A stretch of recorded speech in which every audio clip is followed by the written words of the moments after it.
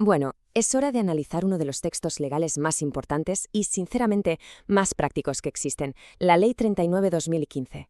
Esta explicación transforma una norma que a primera vista parece súper intrincada en el manual de usuario definitivo para interactuar con la administración en España.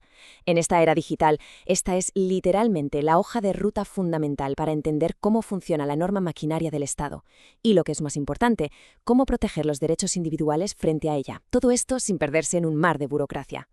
Para desmitificar este texto paso a paso, vamos a desglosarlo en 6 reglas del juego básicas. Primero, una administración sin papel. Segundo, quiénes son los interesados. Tercero, identificación y firma electrónica.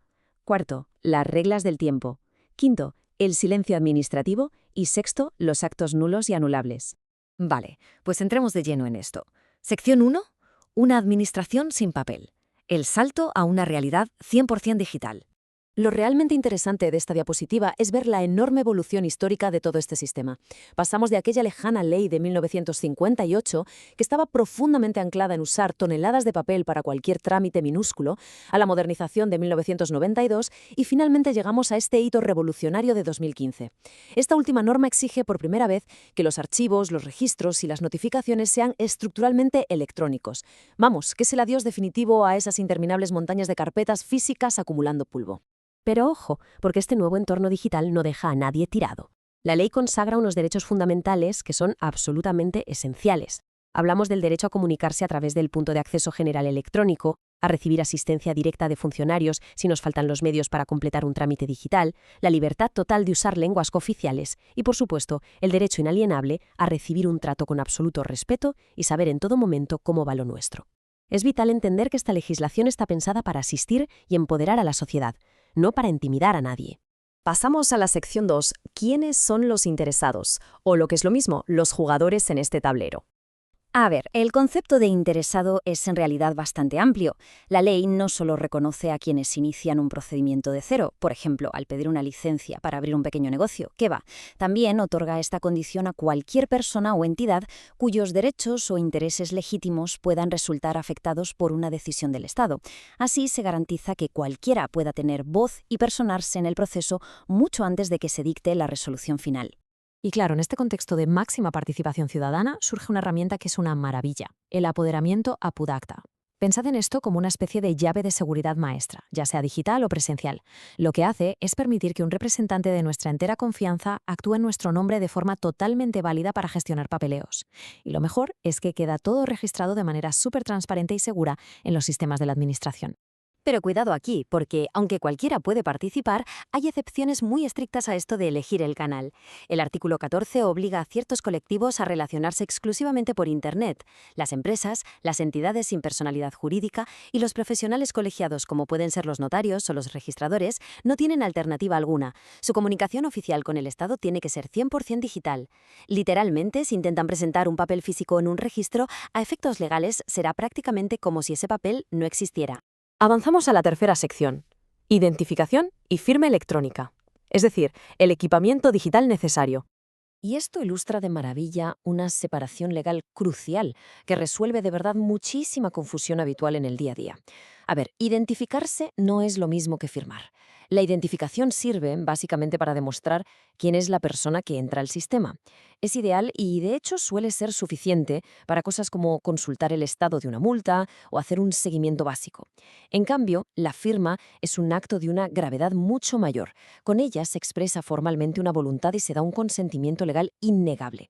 Y precisamente para agilizar los trámites, las acciones que exigen estrictamente esa firma electrónica obligatoria están muy, pero que muy tasadas. Solo es obligatoria para los momentos críticos en los que hay que dar el visto bueno, al formular solicitudes oficiales, al presentar declaraciones responsables o comunicaciones, al interponer recursos o bien al desistir de una acción o renunciar a un derecho.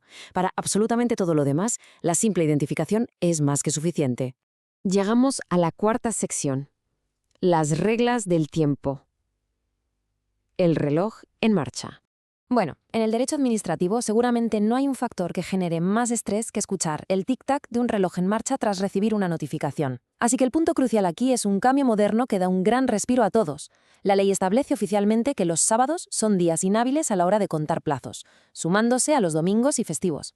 Entonces, si la ley habla simplemente de días, Siempre, siempre son días hábiles. Si por el contrario son días naturales, que incluyen absolutamente todo el calendario sin descanso, la Administración tiene la estricta obligación de especificarlo.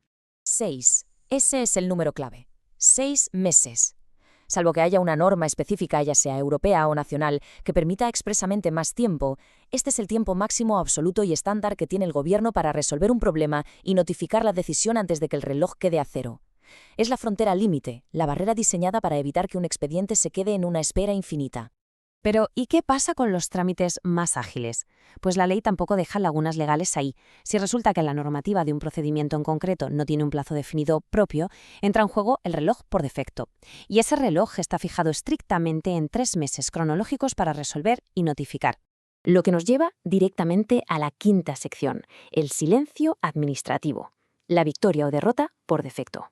¿Qué pasa si la Administración no responde? ¡Wow! Esta pregunta encapsula el miedo más común de cualquiera al tratar con la burocracia, ¿verdad? Imaginemos la situación. Los documentos están presentados, los plazos legales se han agotado por completo y la única respuesta ha sido la nada. Un silencio absoluto y desesperante. Pues bien, para evitar que la gente se quede atascada en ese limbo burocrático para siempre, la ley establece un mecanismo de seguridad crucial: el silencio administrativo. En términos sencillos, es una herramienta legal que adjudica automáticamente un resultado por defecto cuando la Administración no cumple con su plazo máximo. Puede tener un efecto estimatorio, es decir, una victoria, o desestimatorio, que vendría a ser una derrota legal. Vamos a comparar ambos. El silencio estimatorio significa que, por norma general, en trámites que se inician a petición propia, la falta de respuesta otorga automáticamente lo que se pedía. Es una victoria automática, un acto que pone punto final al asunto. El silencio desestimatorio, por el contrario, suele darse en recursos o peticiones concretas, y equivale a un no. Pero ojo, no es el final absoluto del camino. Funciona más bien como el silbato de un árbitro que detiene el juego temporalmente, otorgando la oportunidad legal para buscar otras vías y seguir la batalla en los tribunales. No nos deja atados de manos. Pasemos a la sexta y última sección para ver cómo culmina todo esto. Actos nulos y anulables, los árbitros y las faltas. Evidentemente, cuando se rompen las reglas fundamentales del juego hay penalizaciones, y hay que separar claramente los niveles de gravedad. En la categoría superior, la más severa de todas, tenemos la nulidad de pleno derecho. Esto pasa cuando hay infracciones jurídicas imperdonables, vulnerar derechos constitucionales, exigir cosas de contenido físicamente imposible, cometer actos penales o saltarse un procedimiento entero. Es gravísimo. Luego, un escalón por debajo, tenemos la anulabilidad. Esta se reserva para infracciones de menor calado, como defectos de forma que causan una indefensión real o actuar fuera de plazo cuando el tiempo era absolutamente esencial. Pero no hay que entrar en pánico si algo falla, porque el artículo 49 aporta muchísima estabilidad al sistema. Dice textualmente: la nulidad o anulabilidad de un acto no implicará la de los sucesivos en el procedimiento que sean independientes del primero. O sea, traducido a la vida real, esto significa que anular un trámite defectuoso dentro de un proceso largo no obliga a dinamitar y repetir todo lo demás. Es un mecanismo súper inteligente para extirpar el problema sin tirar por la borda todo el esfuerzo y el papeleo acumulado. Para terminar, es innegable que la Ley 39/2015 es un manual de usuario indispensable, un esfuerzo institucional colosal para intentar empoderar al individuo usando la digitalización como gran igualador. Pero nos deja con una reflexión bastante provocadora. ¿Este terreno de juego 100% digital nivela de verdad las fuerzas entre la persona y la maquinaria del Estado? ¿O tal vez esa brecha digital, la falta de acceso tecnológico, se ha convertido en una nueva barrera invisible, una burocracia aún mayor? Entender las reglas de este juego es sin duda el primer paso fundamental para responder a esa pregunta y moverse con total soltura en la realidad administrativa de hoy.